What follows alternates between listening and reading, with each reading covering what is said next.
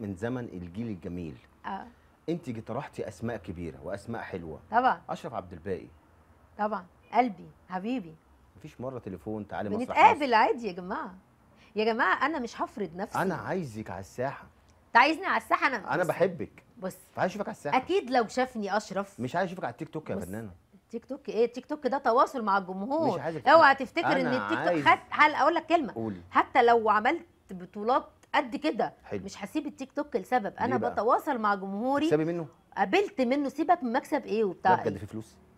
بتقول ايه؟ في فلوس؟ لا ما فيهوش والله بجد والله. يا عم انت بقى يا عم والله فلوس ايه يا عم؟ التيك توك ما تتكلمش في الحاجات اللي مالهاش لازمه. دي مالهاش لازمه. انا ما بيجيليش اسود وما بيجيليش الحاجات دي.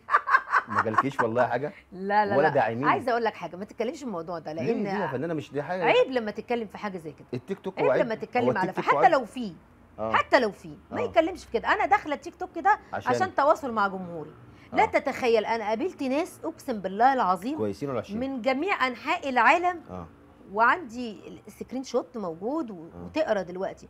وكنت بقى انا مبسوطه جدا ان انا قابلتهم. يعني انا مش عايزه اقول لك انا قابلت يعني ناس كتير تقول لي هند عاكف انت كنت كراش بتاعي وموجودين ومسجلين لايف. أيوة. كتير لدرجه ان انا ما كنتش مصدقه نفسي ان كل الناس دي كانت بتحبني. ايوه انت كنت الشباب كلها كانت بتجري وراكي. والله العظيم كانوا يقولوا انت من ضمن ودلوقتي على فكره التسعينات يعني أيوة. جيل التسعينات انت الكراش بتاعي. انا عندي اعلاميين صحفيين موجودين معايا على الصفحه دلوقتي عايشين في امريكا وكده.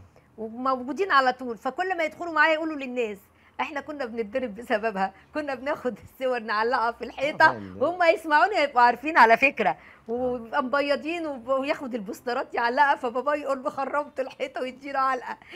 تاني يوم يجيب البوستر ويروح معلقه تاني. والله العظيم دي يعني حقيقه. يعني